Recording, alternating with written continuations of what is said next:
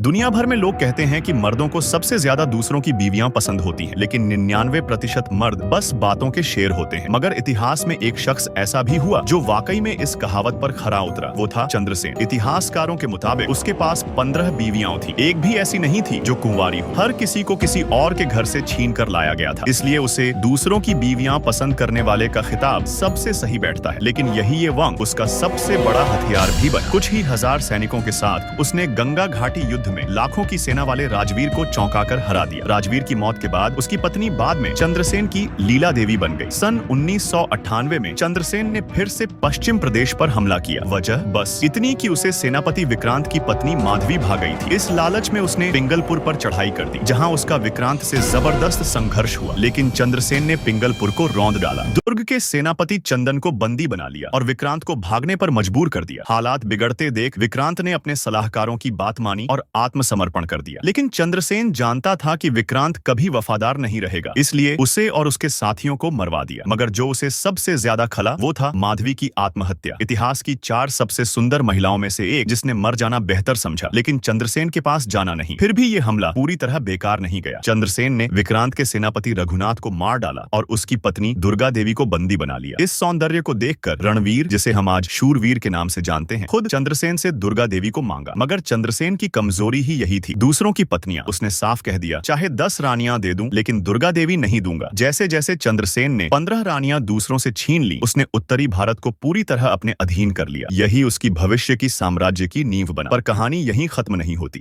उत्तर पर कब्जा करने के बाद उसकी नजर गई अवनी पर, एक जवान सुंदर महिला जिसकी सुंदरता चारों ओर मशहूर थी। लेकिन वो थी दक्षिण भारत के सेनापति सूर्य नारायण की पत्नी। इस बार चंद्रसेन ने अपनी पूरी ताकत झोंक दी, लाखों सैनिकों के साथ दक्षिण की तरफ कूच कर दिया। मकसद था सिर्फ अवनी को पाना नहीं, बल्कि सूर्य नारायण और विवेकनंद, उत्तर और दक्षिण के 2 सबसे बड़े सेनानायक को मिटा देना। हॉरर तब हुआ जब सेना हरियाणा घाटी पहुंची और विवेकनंद की सेना से आमना सामना हो गया। शुक्र था रणवीर और अर्जुन वहां पहले से मोर्चा संभाले खड़े थे। रणवीर ने सामने से अड़कर चंद्रसेन की सेना को रोका, अर्जुन ने साइड अटैक को हैंडल किया और महाबली विवेकनंद ने खुद राजकुमार आदित्य को उठाकर मुख्य सेना में सुरक्षित पहुंचाया। इस बीच विवेकनंद की सेना को मौका मिला पीछे हटने का। चंद्रसेन ने फिर भी पीछा किया, लेकिन इसी कदम ने उसे तबाह कर दिया। विवेकनंद और सूर्य नारायण ने हाथ मिला लिए और एक नई सैन्य शक्ति बनी। दोनों सेनाओं में कुल मिलाकर बस 30 से 35 हजार सैनिक थे। ना सही हथियार, ना सही संसाधन, लेकिन इनके पास था बुद्धि और चालाकी। विवेकनंद और सूर्य नारायण दोनों चतुर रणनीतिकार थे। उन्होंने चाल चली और चंद्रसेन को यकीन दिलाया कि उसकी जलसेना में गद्दार है। चंद्रसेन ने गलती से अपने ही 2 जलसेना प्रमुखों को मरवा दिया। इसका फायदा उठाते हुए सूर्य नारायण ने अवनी को एक छोटी नाव में भेजा, जिसे जासूसी के लिए चंद्रसेन की सेना में भेजा गया। उधर विवेकनंद ने चंद्रसेन की हार की घड़ी पहले ही भांप ली थी। आधी रात को पूर्वी हवा चलनी थी। बस जैसे ही पूर्वी हवा चली, सेनापति हरिदत्त ने 10 छोटी नावें भेजी, जिनमें तेल के ड्रम भरे थे। नाविकों ने